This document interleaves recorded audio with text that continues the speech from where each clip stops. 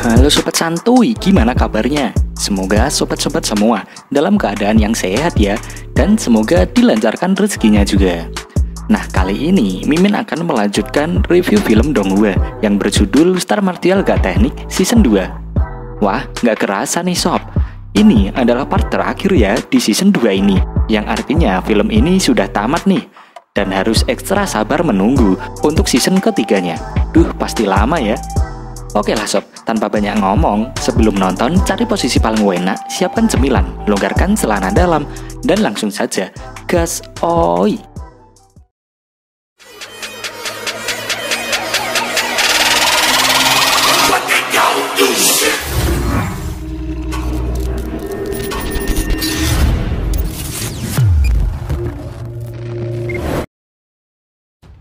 Di awal film, Hu Yanzhou menanyakan hubungan Xinghe dengan Xia Yuning.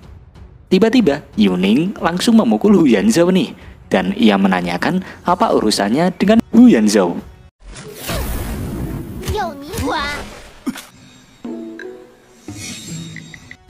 Lalu, Hu Yanzhou pun mengerti jika Yuning tak mau menceritakannya. Namun ia mengetahui apa yang Yuning sembunyikan darinya, karena itu terlihat dari raut wajah Yuning. Jadi, dengan itu, Hu Yanzhou mengetahui hubungan Xinghe dengan Yuning. Yuning yang bodoh amat dengan perkataan Hu Yanzhou, ia pun segera masuk ke dalam gua. Yuning yang menggandeng tangan Xinghe membuat Ling Yu nampak sangat cemburu nih. Lalu, Hu Yanzhou menanyakan Xinghe ini dari keluarga mana. Xinghe hanya menjawab jika ia dari keluarga kecil yang tak perlu disebutkan. Namun Hu Yanzhou tak mempercayai itu dikarenakan Xinghe yang mampu membesarkan serigala iblis ranah surgawi tingkat 7. Lalu Hu Yanzhou merasa agak aneh jika Xinghe berasal dari keluarga kecil tanpa kekuatan, penampilan, ataupun kekuasaan. Bahkan kultivasi juga tak sebagus Ling Yu dan Pangeran ke-9. Namun, ia sangat terheran mengapa Yuning menyukai orang seperti Xinghe.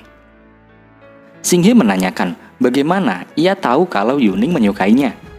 Hu Yanzhou menjelaskan jika itu sudah terlihat jelas. Apalagi saat Yuning memperkenalkan Xinghe kepada semua orang. Bahkan Xia Yuning sebelumnya tidak pernah melakukan hal ini. Hu Yanzhou mewanti-wanti Xinghe jika memang Xia Yuning jatuh cinta kepadanya, maka ia harus hati-hati. Itu karena saat Yuning di ibu kota, ia menarik perhatian banyak pria. Yuning adalah dewi di hati mereka semuanya. Seseorang pasti akan menganggap Xinghe pesaingnya. Lalu di tengah perjalanan, Lai Hong datang menyapa Xinghe. Ia mengagumi basis kultivasi Xinghe yang meningkat sangat pesat, bahkan nampak jauh lebih baik darinya. Xinghe menjawab jika memang ada beberapa peningkatan. Itu dikarenakan situasi keluarganya yang menyedihkan, dan tentu ia tak berani mengendurkan kekuatannya. Lei Hong pun menyadari jika terakhir kali ia dengan Xinghe bertarung, basis kultivasi mereka hampir sama. Tapi sekarang ini, ia bahkan bisa merasakan nafas yang menindas dari tubuh Xinghe. Kultivasinya harusnya sudah jauh melampaui Lei Hong. Lalu mereka pun melanjutkan perjalanan bersama-sama.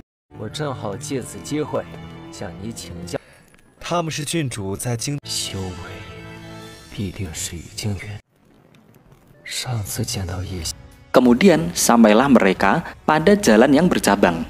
Mereka pun bingung mau pergi kemana. Setiap jalan hampir sama, dan mereka tak ada yang tahu mana jalan yang benar. Lalu Yuning langsung bertanya pada Xinghe. Xinghe pun menjawab jika meskipun Yuning bertanya padanya, Xinghe juga tak mengetahuinya. Ling Yu berpendapat jika mereka harus memeriksa jalan itu satu-satu, dan jika salah, mereka harus segera mundur.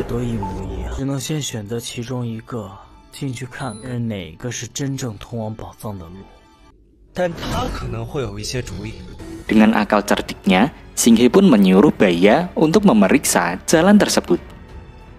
Dengan kemampuan persepsi Baiya yang jauh lebih kuat dari mereka semua, Yuning yakin Baiya pasti mengetahui mana jalan yang benar.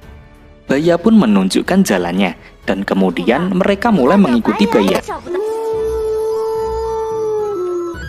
Saat ini, mereka sudah menempuh perjalanan selama setengah jam, namun mereka tak kunjung menemukan sesuatu. Setelah lama berjalan, mereka pun sampai pada sebuah tempat. Tempat itu terdapat patung-patung binatang legendaris. Masing-masing mereka sangat kuat, juga keberadaannya yang sangat luar biasa. Mereka pun bertanya-tanya, mengapa ada banyak patung itu di sana.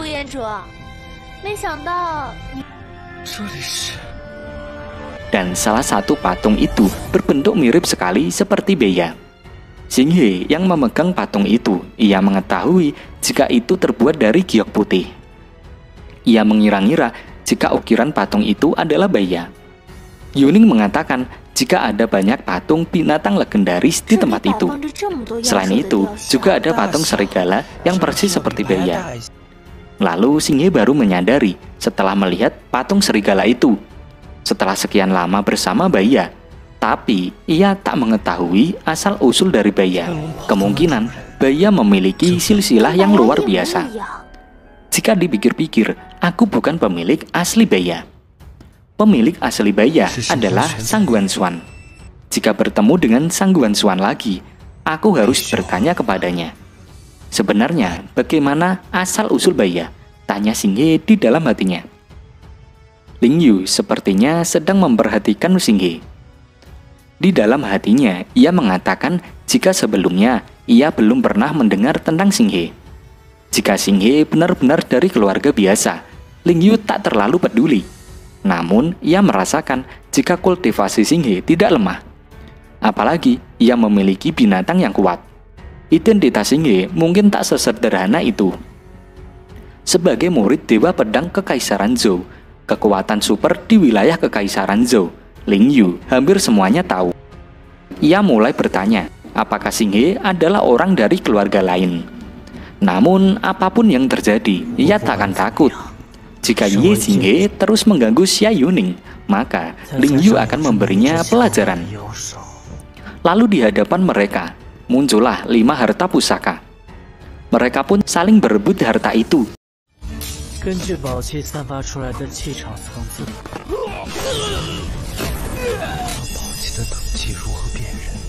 Ling Yu menyadari jika 5 harta pusaka kemungkinan di tingkat ungu. Xinghe yang tak tahu cara membedakan tingkatan dalam harta pusaka. Hu Zhanzhou pun menjelaskan jika tingkat harta dibagi menjadi 5, yaitu tingkat hijau, biru, ungu, emas, dan ilahi.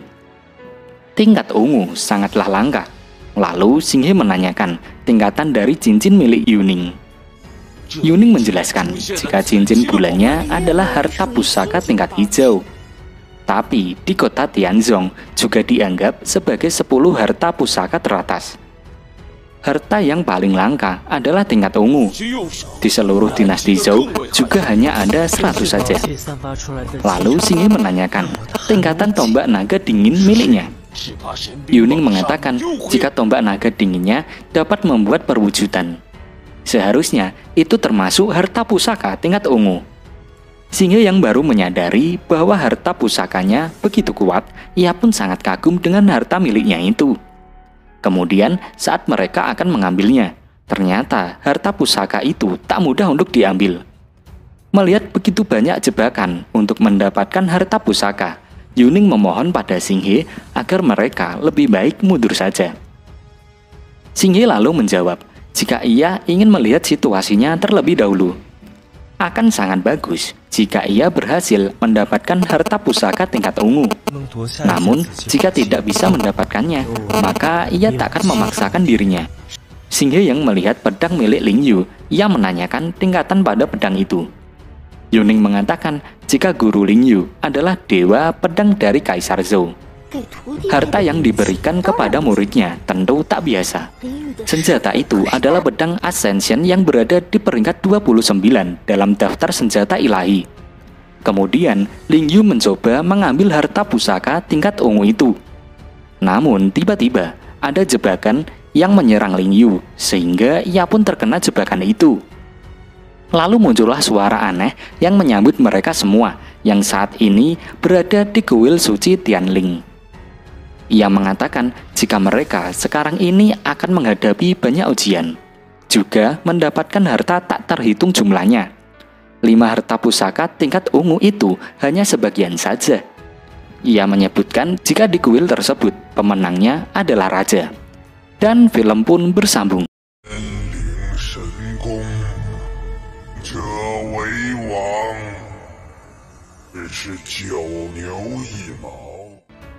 Oke sob, itulah rangkuman dari film Starmadial Gathénik yang merupakan bagian terakhir dari season 2 kali ini.